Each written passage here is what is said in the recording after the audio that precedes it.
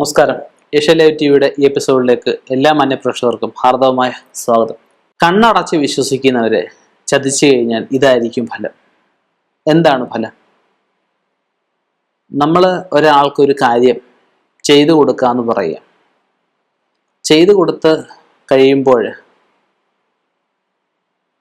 ചെയ്തു കൊടുത്ത കാര്യം പറഞ്ഞ് വീമ്പ് പറയുക. അതുപോലെ കണ്ണടച്ച് നമ്മളെ വിശ്വസിച്ച ഒരാൾ നമ്മളെ അടുത്ത് വരിക. ആ ആളിനെ ആ പ്രശ്നം പരിഹരിച്ചു കൊടുക്കാം. ഇപ്പോൾ ഒരാൾക്കൊരു ദുരിതം വരുമ്പോഴാണല്ലോ ഒരാളിനെ സമീപിക്കുന്നത്.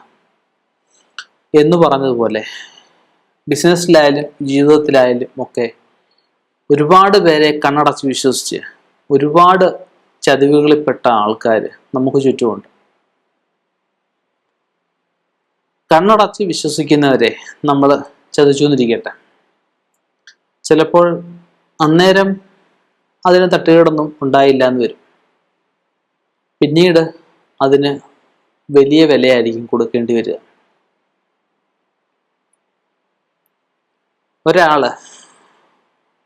ഒരു അനുഭവകഥ പറയാം.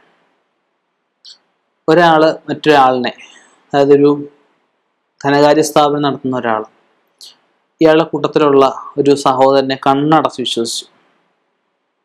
തൻ്റെ സമ്പാദ്യത്തിൽ അല്ലെ തൻ്റെ ലാഭത്തിൽ ഒരു വിഹിതം ഒരു പങ്കാളി എന്നോണം സഹോദരനും കൊടുത്തു പോകുന്നു. ഇയാളുടെ ബിസിനസ്സും കാര്യങ്ങളും എല്ലാം ഈ സഹോദരനും അറിയാം. ഒരു ദിവസം ഈ സഹോദരന് ഇദ്ദേഹത്തിൻ്റെ സകല സമ്പാദ്യവുമായിട്ട് നാടുവിടുന്നു. നാടുവിടുമ്പോൾ സഹോദരൻ്റെ ഭാര്യയെ മക്കളെ കൊണ്ടാണ് നാടുവിടുന്നത്. ഏതാനും ദിവസങ്ങൾക്കകം ഇവരൊരു സ്ഥലത്ത് ചെന്ന് സെറ്റിൽഡ് ആവും. ഈ കൂട്ടത്തിലുള്ള ആള് അത് പോട്ടെ, അവനല്ലേ കൊണ്ടുപോയത്, പോട്ടെ എന്ന് പറഞ്ഞ ആൾ ക്ഷമിച്ചു. പക്ഷെ മുകളിലുള്ള ഒരാളുണ്ട്, ഈശ്വരൻ ക്ഷമിച്ചില്ല. ഇവര് വേറെടുത്ത് പോയി സെറ്റിൽഡായി. ദിവസങ്ങൾക്കകം ഇയാൾ അവിടെ ഒരു സ്ഥാപനം തുടങ്ങി. അവിടെ ആ സ്ഥാപനം വിജയിച്ചു വന്നു. ഇയാളുടെ സഹായിയായിട്ട് വേറൊരാളെ വന്നു. ഈ സഹായി ഈ മോഷ്ടിച്ചോണ്ട് വന്ന സ്വത്തുക്കളൊന്നും കൂടാതെ അത് കബളിപ്പിച്ചിട്ട് വന്ന ആളുടെ ഭാര്യ സഹിതമാണ് പിന്നെ ഒളിച്ചോടിപ്പോയത്. ഒരു നേരത്തെ ഭക്ഷണത്തിന് വകയില്ലാതെ 2 പെൺകുട്ടികളെയും കൊണ്ട് ഈ അച്ഛൻ തീർത്തു ഒറ്റപ്പെട്ടു. ആത്മഹത്യ ചെയ്താലും നല്ല ആലോചിച്ചു. തിരിച്ച് നാട്ടിൽ പോകാൻ പറ്റൂ, ഇവിടെ നിൽക്കാൻ പറ്റൂ.